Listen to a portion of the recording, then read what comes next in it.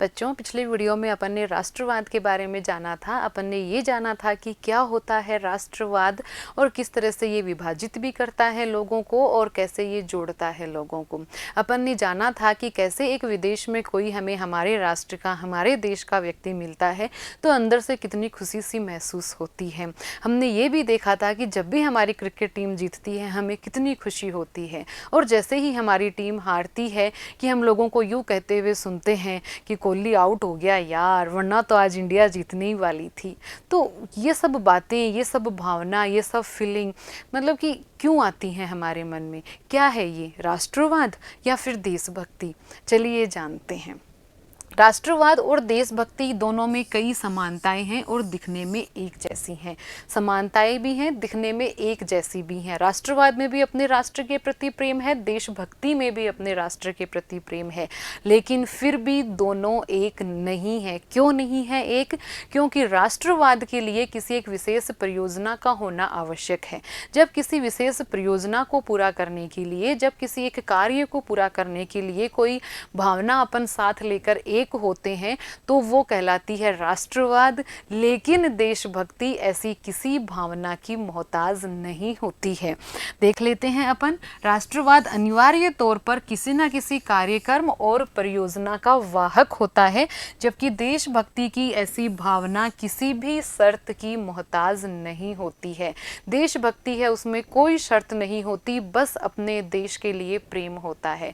जबकि राष्ट्रवाद, जैसे कि हमें आज़ादी प्राप्त करनी थी, राष्ट्रीय आंदोलन हमने खड़ा किया, वहाँ राष्ट्रवाद की भावना थी। हमारा एक उद्देश्य था, हमारा एक लक्ष्य था कि हमें आज़ादी प्राप्त करनी है, हमें संप्रभुता प्राप्त करनी है।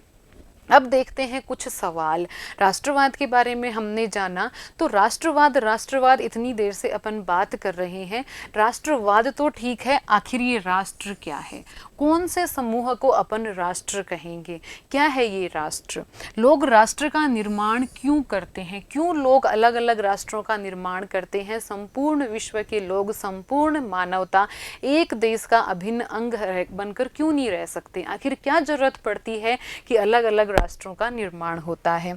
लोग अपने राष्ट्र की खातिर त्याग करने और यहाँ तक कि प्राण तक देने के लिए तैयार क्यों हो जाते हैं? ऐसी कौन सी आखिर भावना होती है? ऐसा कौन सा आखिर मन में अपन कहें कि कोई बात या कोई विचार होता है कि वो हमें इतनी ताकत दे देता है कि राष्ट्र के लिए लोग अपने प्राणों तक का बलिदान कर देते हैं?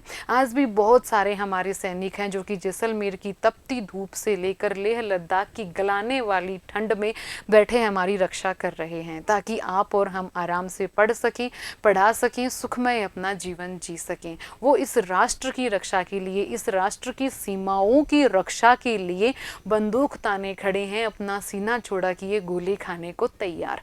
ऐसी कौन सी भावना, ऐसी कौन सी बात होती है कि लोग अपने प्राणों तक का त्याग कर देते हैं इस राष्ट्र के लिए? और राष्ट्रत्व या देशभक्ति के दावे राज्यत्व यानी कि राजकीय दावों से कैसे जुड़ जाते हैं? हमारे स्कूल में प्रोग्राम था 15 अगस्त या 26 जनवरी, मेरे को ठीक से याद नहीं है, लेकिन एक छोटा सा बच्चा, पहली दूसरी क्लास का बच्चा होगा, बहुत छोटा सा, उसको मैंने जोर से ये बोलते हुए सुना कि दूध मांगोगे तो खीर देंगे, कश्मीर मांगोगे तो चीर देंगे। जरूर उसने कहीं सुना होगा, यूट्यूब पे देखा होगा, अपने बड़े भाई बहनों से सुना होगा कि दूध मांगोगे तो खीर देंगे, कश्मीर मांगोगे तो चीर देंगे। किसको चीरने की बात कर रहा है? उसने कहा पाकिस्तान को। तो ये बात, ये भावना कहाँ से आई? हमारी सरकार, हमारा राज्य, हमारा राष्ट्र दावा करता है कि कश्मीर हमारा है। वो कश्मीर जिसको उस छोटे से बच्चे ने कभी देखा नहीं और शायद वो हिंदुस्तान के मैप में भी उसको पहचान ना सके, लेकिन फिर भी वो कहता है कि कश्मीर मांगोगे तो चीर देंगे। उसको किसी ने बताया है, उस व्यक्ति के मन में भी ऐसी भावनाएं होंगी और हमारे भी मन में आता है कि हाँ बिल्कुल सही बात है, कश्मीर तो हमारा ही है। तो इस राज्य के दावे राष्ट्रत्व के दावों से यानी कि देशभक्ति के दावों से कैसे जुड़ जाती हैं? हमारी सरकार कहती है कि कश्मीर हमारा है तो हम भी साथ में कहते हैं कि हाँ हमारा है। हमने कोई पट्टा रजिस्ट्री तो नहीं देखी ना उसकी, लेकिन फिर भी हम कहते हैं। तो आखिर ऐसी कौन सी बात है जो कि राज्यत्व के दावे को राष्ट्रत्व के दावे से जोड़ देता है, यानी कि ये एक दूसरे के साथ एक साथ हो जाते हैं? अब देखिए, सबसे पहले अपन परिभाषा ले लेते हैं राष्ट्रवाद की कि आखिर है क्या राष्ट्रवाद। मोटे मोटे तौर पर अपन ने पहचान लिया अपने देश से प्रेम, एक आपस में एक राष्ट्र का होने के नाते लोगों का आपस में एक दूसरे के साथ प्रेम, आपस में एक होने की भावना, ये था राष्ट्रवाद। परिभाषा देखते हैं इसकी कि लोगों के किसी समूह की उस आस्था का नाम राष्ट्रवाद है। कौन सी आस्था का नाम? जिसके तहत वे खुद को साझा इतिहास, परंपरा, भाषा, संस्कृति, जाति आदि के आधार पर एकजुट मानते हैं। आधार है साझा विश्वास का, इतिहास का, संस्कृति का, परंपरा का। इन आधारों के नाम पर लोग अपने आप को एकजुट मानने लगते हैं और निर्माण होता है एक आस्था का कि हम सब लोग एक हैं। कारण कुछ भी हो सकता है, उनकी संस्कृति एक हो सकती है, उनका इतिहास एक हो सकता है, उनके विश्वास एक हो सकते हैं, और जैसे ही वो अपने आप को एक मानने लगते हैं, एक आस्था रूप ले लेती है और उस आस्था को हमने क्या कहा? राष्ट्रवाद कहा। इन्हीं बंधनों के कारण वे इस निष्कर्ष पर पहुंचते हैं कि उन्हें आत्मनिर्णय के आधार पर राजनीतिक समुदाय अथवा राष्ट्र की स्थापना करने का अधिकार है। आधार क्या है? साझा विश्वास है, इतिहास है, जिसके बलबूते वो अपने आप को एक मानने लगते हैं। और जैसे ही वो एक मानने लगते हैं, वो एक निष्कर्ष निकाल लेते हैं कि अब हमें आत्मनिर्णय का अधिकार चाहिए। आत्मनिर्णय क्या होता है? आत्मनिर्णय की मांग क्या होती है? ये हम पढ़ेंगे आगे के वीडियो में। लेकिन वो इस निष्कर्ष पर पहुंचते हैं कि हमें आत्मनिर्णय के लिए अपनी एक राजनीतिक पहचान चाहिए, और वो राजनीतिक पहचान की मांग ही वो एकजुटता की भावना को राष्ट्रवाद में बदल देती है, उस आस्था को राष्ट्रवाद का नाम दे देती है। अब अपन जानते हैं राष्ट्र और राष्ट्रवाद किस तरह दोनों एक दूसरे से संबंधित हैं। इससे पहले अपन ये जानेंगे कि राष्ट्र अन्य समूहों से किस तरह अलग है। वो समूह कौन कौन से हैं? वो समूह है परिवार, और वो समूह है जातीय समुदाय। सबसे पहले अपन बात करते हैं परिवार की कि परिवार से राष्ट्र किस तरह अलग है। तो देखिए, परिवार में क्या होता है कि परिवार में हम सभी लोग एक दूसरे को सीधे तौर पर जानते हैं। चाहे परिवार कितना भी बड़ा क्यों ना हो, चाहे हम परिवार वाले आपस में 1 साल से मिलें, 2 साल से मिलें, लेकिन फिर भी हम एक दूसरे को सीधे तौर पर जानते हैं, हम एक दूसरे को पहचानते हैं। हमें पता होता है कौन क्या कर रहा है, कौन कहाँ पढ़ रहा है, कौन कैसी नौकरी कर रहा है। एक दूसरे का हम साथ देते हैं, एक दूसरे की परेशानियों में हम साथ देते हैं, और हम साथ में खुशियाँ मनाते हैं।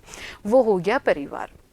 बात करें अगर हम जातिगत समूह की, जाति आधार पर समूह की, तो ठीक है, हम अपने जाति वाले लोगों को एक सीधे तौर पर नहीं जानते हैं कि आपकी जाति के जो भी व्यक्ति हैं आप सबको नहीं जानते, लेकिन फिर भी आप लोग जुड़े हुए हैं वंश परंपरा के आधार पर, आप लोग जुड़े हुए हैं विवाह जैसी परंपरा के आधार पर कि एक ही जाति के अंदर विवाह होते हैं। तो इस आधार पर जातिगत समूह आपस में एकता महसूस करते हैं, जुड़े हुए रहते हैं।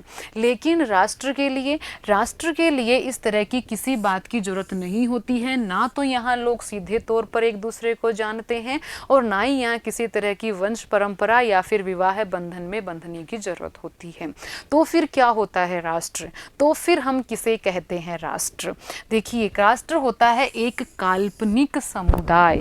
राष्ट्र एक ऐसा काल्पनिक समुदाय है जिसके सदस्य हैं वो अपने सामूहिक विश्वास, आकांक्षाओं और कल्पनाओं के सहारे एक दूसरे से जुड़े हुए रहते हैं। हम नहीं जानते किसी सिक्किम के व्यक्ति को, नहीं है हमारा दोस्त कोई नागालैंड का व्यक्ति, हम नहीं जानते सीधे तौर पर देश के सभी नागरिकों को, ना ही देश के सभी नागरिकों के साथ हमारे वंश परंपरा के आधार पर, विवाह परंपरा के आधार पर संबंध हैं।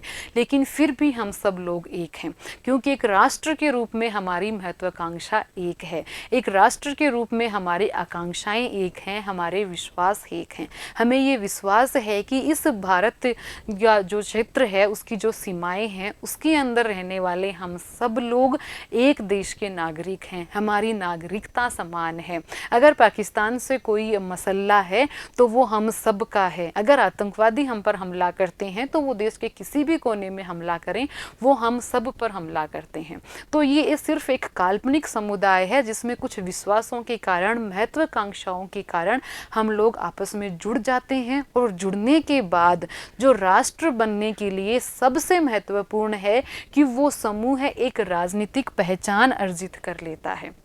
जब वो राजनीतिक पहचान अर्जित कर लेता है तो फिर वो अपने आप का परिचय करवा लेता है एक राष्ट्र के रूप में। तो ये था क्या होता है राष्ट्र और किस तरह संबंधित हैं राष्ट्र और राष्ट्रवाद।